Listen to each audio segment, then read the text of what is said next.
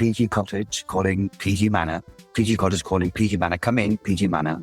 Loud and clear. PG Manor, loud and clear. Hooray! Welcome to the Problematic Gazette with me, Dr. Leon, and this is our day, Dave Moore. A little weekly catch-up with your two favourite pubs as we skip merrily into the weekend, hopefully covered in sequins and high kicking. Are you all right, our Dave? Yes, I'm good. I'm fully lubed up for the weekend to slip and slide into it. Yes, I've got lots of things planned. We've been invited by the Lord of the Manor. Speaking of Downton Abbey earlier in the week, yes, the residents of our country lane have all been invited for drinks and nibbles, specifically between 6 and 8 p.m. by the Lord and Lady of the Manor. Thought I might go full on Downton flapper 20s, like a feather in my hair and a nice little sequin flapper dress on. You think you're going to look like Lady Mary, you're going to look like Bernard Bresswell and Carry On Girls. Absolutely. Believe that with you. I've been doing a bit of research for a couple of forthcoming episodes, and I have spent the afternoon howling with laughter at one of our forthcoming episodes. I'll just leave it there. Speaking of Downton, we've had quite a few comments, haven't we? We've heard from our Australian correspondent, have we not? We have. Yes, it's gone down very well. And we did specify, didn't we, in the episode that Downton Abbey was a phenomenon around the world. It was a global hit. We're going to talk a little bit about its creator, Julian Fellowes, a little bit more in this Gazette. But yes, we've heard from Andrew from the TV Gold podcast down in Australia. Please give it a listen. So Andrew did watch Downton Abbey, and he says, what I most remember about Downton Abbey Down Under is that Seven Network copied the advertising campaign that ITV used, in that they used male sports stars, in our case, AFL players, AFL, Australian Football League, maybe? We don't do football, do we? In our case, AFL players sitting on a couch with their girlfriends saying, I don't usually like period dramas, but Downton Abbey is fantastic, while then showing footage of Lady Mary shagging and then dragging around the dead Turkish diplomat. And it worked because, as you said, the show was a huge ratings hit here. Don't tell Dr. Lee. I was such a fan of Downton Abbey that I did the Downton Abbey day tour when I was in the UK, visiting the village and Highclere Castle. Yes, I'm suspecting his opinions on Downton Abbey differ hugely from what your opinions on Downton Abbey were. Yes, and that's absolutely fine, because we've also heard from our old pal Jean Nunu, who's the lady after my own heart, who was with me on Downton. Scenes between the staff and the family are cringy, as if the family upstairs gave a shit about the lives of the people who worked for them. In real world, they wouldn't even know their names and changed the name to their servants anyway. Never mind allowing the servants to have opinions. Unfortunately, her mum is a huge fan, so she's had to sit through all the films. Now, spooling back even more for our episode, Muriel's wedding. Now, Ruth's been in touch. Ruth is one of our top-tier gazers, and she said about Muriel's wedding, now, I've now committed to watching a film I've never watched before because, drumroll, I don't like ABBA. Oh, my God. She says, please don't ghost me.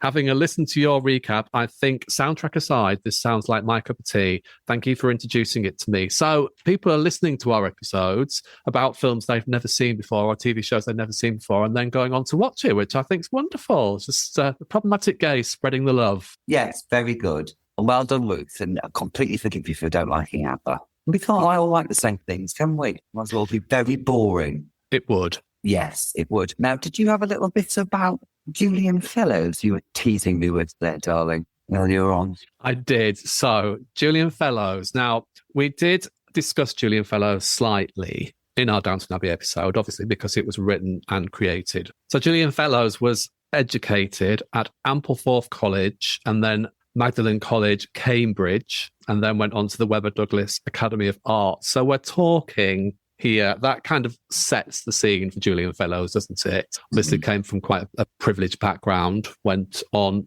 to all these educational establishments that are associated with the upper class in England, including, you know, the drama school as well. You know, it's very difficult to get in there and very expensive too. But then what I wanted to talk to you about was his marriage.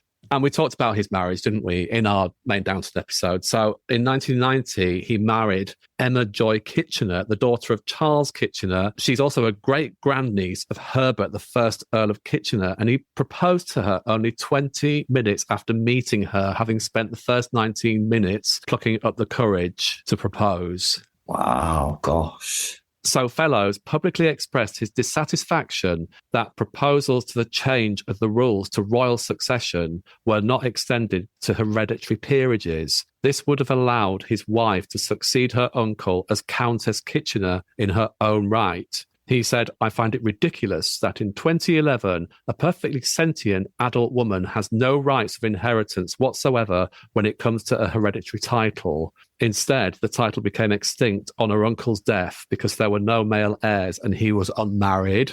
But then on the 9th of May 2012, Queen Elizabeth II issued a royal warrant of precedence granting Lady Fellows the same rank and style as the daughter of an earl, as would have been due to her if her late father had survived his brother and therefore succeeded to the earldom. Wow. Gosh.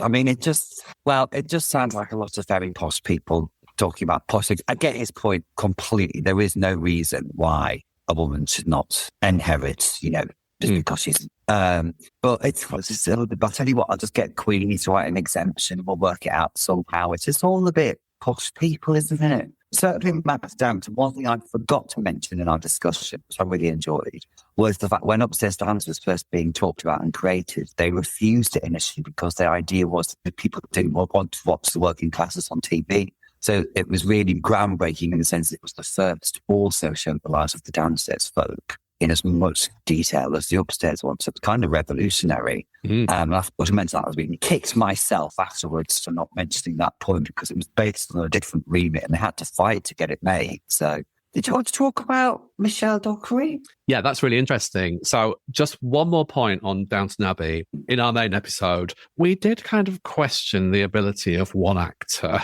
and her delivery of lines, which was Michelle Dockery. Now, obviously, she's been directed in a way as this is how we want you to act in Downton Abbey. And I just think it really did her a disservice because subsequently, I think maybe just the algorithms were listening and something on my TikTok sprung up and it was a clip of Michelle Dockery acting in The Gentleman, which is the Guy Ritchie series that came out a few months ago and everything. And in it, she played a very glamorous, as The Gentleman was, gangster type.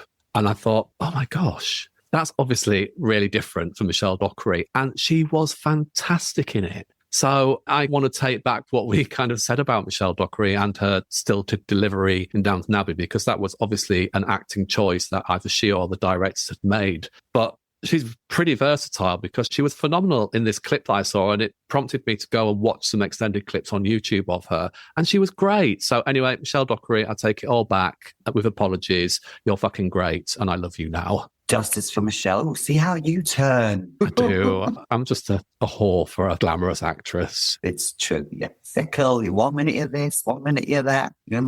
Flip-flopping around. Now, we've had a pretty spectacular response to a clip I posted on the socials of Janet and Rowland from Grange Hill.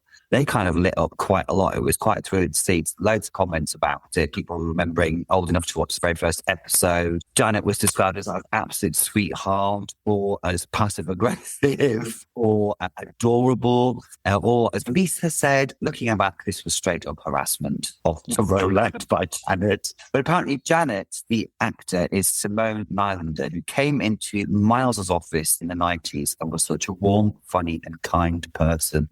And to top it all off, then I got a friend request from the man himself, Erkan Mustafa Rowland, aka Rowland. So we're now friends on Facebook. Try and get him on. Try and get Simone on as well, who played Janet. Now, for our international listeners who may not have heard of Rowland and Janet and the programme they were on, Grange Hill, which was a programme for kids about a gritty London suburban school, wasn't it? Yes. And please just go onto our TikTok and our Instagram at Podcast Gaze if you want a little taster of who they were and why it's all kicked off on our TikTok and Facebook and Instagram and everything. Because there was one line that Janet uttered, which was, I'm only trying to help you, Rowland. And that was her pronunciation of it. And for an entire generation, we're talking about kind of Gen Xers here, it really embedded in our national psyche, didn't it? So much to a certain extent that even now, hundreds and thousands, if not millions of Gen Xers around the world, if they're talking to one of their friends or one of their family members and they're only trying to help them, you'll say it in this voice, won't you? I'm only trying to help you, Rowland. So yeah, I mean, it was a phenomenon, and it just goes to show that when we posted this TikTok on Instagram, Facebook, YouTube, that it really kicked off and it caused a real debate, didn't it, amongst people? Yeah. And it generated just such a huge amount of love for this character of Janet. So yeah, it was really nice to see that we've managed to spark a little debate there. Yes. And final word goes to Phil. He writes and made me laugh. I always say Poland, like Rowland, and my Polish wife just hates it. It was super funny. So you're right, it kind of trickled down into everywhere, didn't it? It became instantly iconic. God love the pair of them. I always pictured the men ending up together in a kind of really probably toxic relationship. He's enabling him to passive aggressively, but I always pictured them as the romance we never saw. I like to think in a different dimension. Yeah, so fan fiction there, right there, isn't it? Absolutely. Now, I'm quite looking forward to the next little item on our agenda for our Gazette today, because you've put Christmas Day schedules. I haven't seen any chatter. I haven't even seen the schedules. They're presumably they're out this week. Yeah, they're out this week. And the only reason why I put them on and wanted us to debate them was the fact that I've seen in the press, I won't say which one it was. Have you been fighting the fight again by looking at dodgy right-wing papers? Yeah, I have.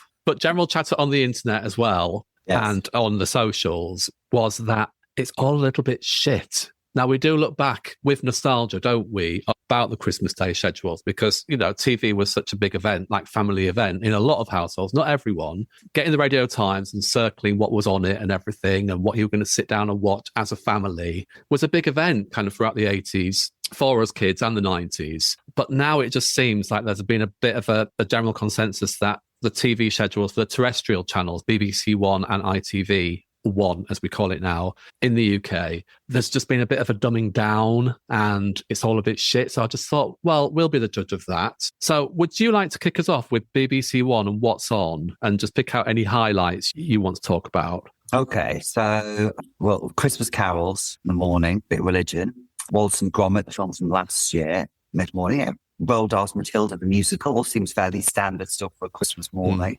The King's Christmas broadcast, I did read that somebody, when this came out, I read someone said, well, not even a Queen's speech this year. I would be reading my license fee, and I can't honestly tell if it was satire or not. So no, such as where we are through the looking glass at the moment with various things. The Scarecrow's wedding must be a little cartoony thing, I guess. Now, Celebrity Gladiator special, I will be watching because I love gladiators. What is it about gladiators that you like, Lee? Do you know what it is? Honestly, I just really like it. I mean, it helps that they're all pretty easy on the eye, clearly. I like some of them are just way too big. But also, I just find it a genuinely thrilling TV show that I am no more surprised by it than anyone else is, let me tell you. So I will be watching Gladiators Christmas special. Sean Sheep, a Week of Sleep Christmas special standard. Well, actually, Week of Sleep feels a bit low rent for Christmas Day. Strictly Come Dancing, but we know our thoughts on Strictly Come Dancing, but we have to watch for homework if we're taking it over next. Michael McIntyre's The Wheel Christmas special.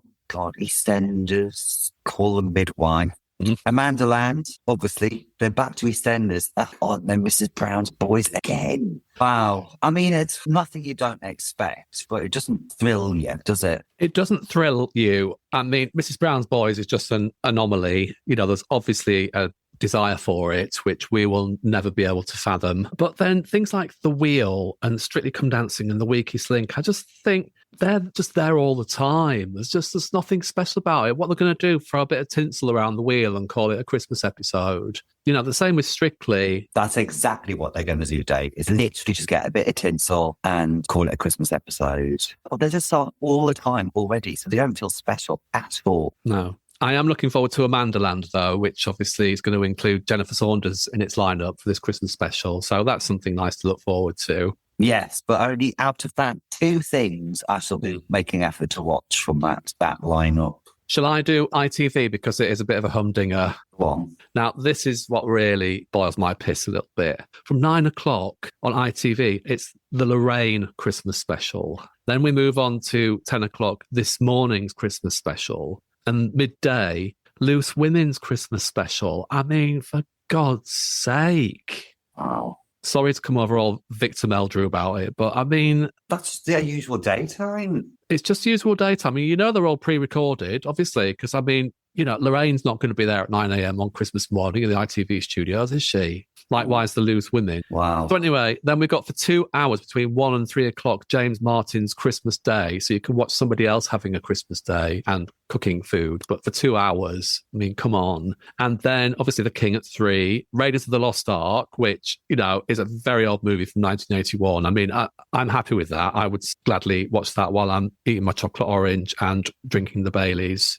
just slowly slipping into a coma post-Christmas lunch. Then we've got It'll Be All Right on the Night, Christmas Style in brackets. Emmerdale, obviously Coronation Street. Well, fine. I mean, they're the soap staples, aren't they? You know, not something that always happens. Something dramatic always happens on the Christmas Day episode. So if you're a fan of the soaps, then, you know, that's fine. Then we've got a Bullseye Christmas special and a 1% Club Christmas special. I'm just like, again. Wow. Are we just being curmudgeonly and old here? I mean, much as we love Bullseye, Dave, I don't see it as a Christmas special on Christmas Day, do you? And it's the new the new version, not the same. Yeah.